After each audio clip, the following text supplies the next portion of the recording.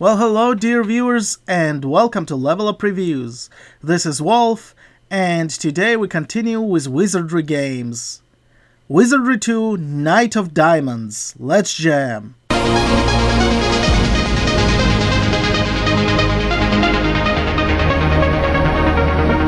Last time I spoke about creation of Sirtaq and development of Wizardry 1 Proving Grounds of Mad Overlord. Sirtaq was doing quite well, and Wizardry 1 was selling great, so company decided to expand. They hired first two employees, Brenda Romero and Linda Curie. They were working on customer service hotline. Robert Sirtaq said that in any business, customer relations is the most important part. He was also surprised by the fact that so many people were attached to the characters they created in the game. Many would call them and ask them if Sirtaq could actually revive their characters who were stuck in the dungeon dead, which Sirtaq team would help them with. Because of this attachment, Sirtaq decided to make ownership of the first game mandatory. You would actually have to transfer character from Wizardry 1 to Wizardry 2. Although Robert Sirtaq was against it, he thought people were buying a complete product, so they did not need to own the first game to play the second one.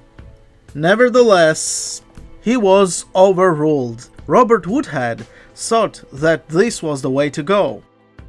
The game was pretty much developed exactly the same way as the first game. Andrew Greenberg and Robert Woodhead would develop the game, Sirtaq brothers would playtest it and point out the flaws. Woodhead would adjust the game according to the critique. Finally, the game came out in 1982 on Apple II. Unfortunately for Sirtaq, Robert Sirtaq was right. The sales suffered because ownership of the first game was mandatory.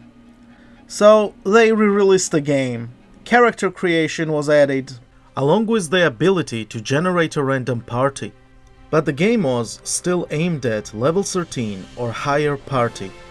So it is not gonna be easy to play this game with level 1 characters. Knight of Diamonds got mixed reception, but it still leaned towards positive.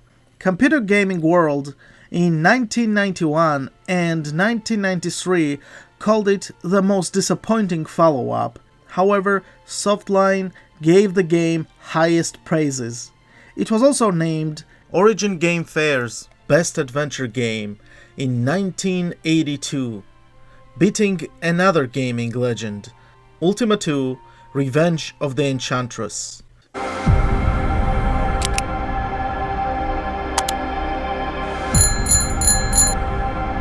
Story follows up the last game. Basically, Trevor goes down to the dungeons. He manages to change the layout of the dungeons by using power of his amulet. He gets more and more paranoid that one day Verdna might come back, and finally he goes crazy, winding up killing himself. After his death, the power goes to High Council and Royal Family.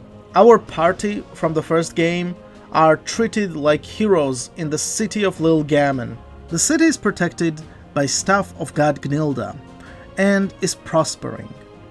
But evil Davalpus, who was born in the city, was immune to the power of the staff. He managed to kill all of the royal family, except for Princess Margda and Prince Alavik. Prince Alavik donned the armor of Knight of Diamonds and confronted Davalpus. Unfortunately, battle resulted in disappearance of both combatants. God Gnilda, angry at the events that transpired, refused to defend the city anymore. Only if somebody went down to the depths of his temple and recovered his staff would he resume his protection of the city. So, High Council asked the party from the first game to help them. The game plays pretty much exactly the same way as the first one. Same classes, same spells, although some spells are more powerful in this game.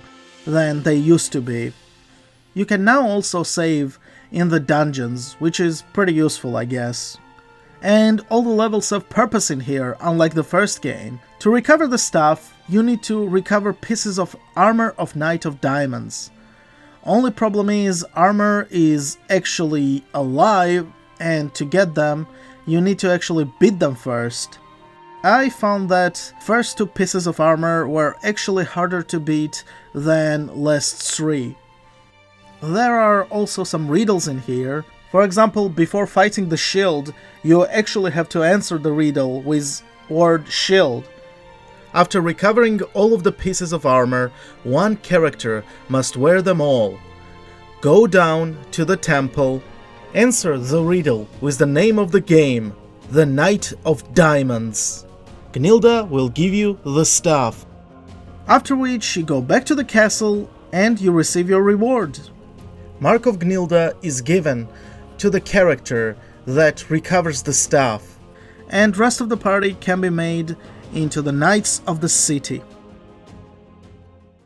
I personally love Knight of Diamonds. It is an awesome game. It is truly challenging, and at the same time, it's not overly complicated.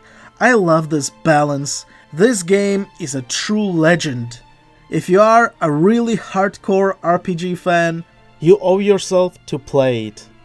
Not to mention, this game has a great legacy.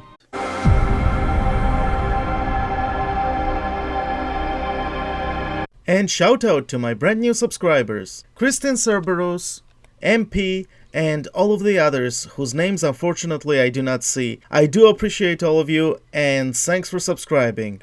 If you like my video, please like, share and subscribe. And don't forget to leave a comment. Thank you very much.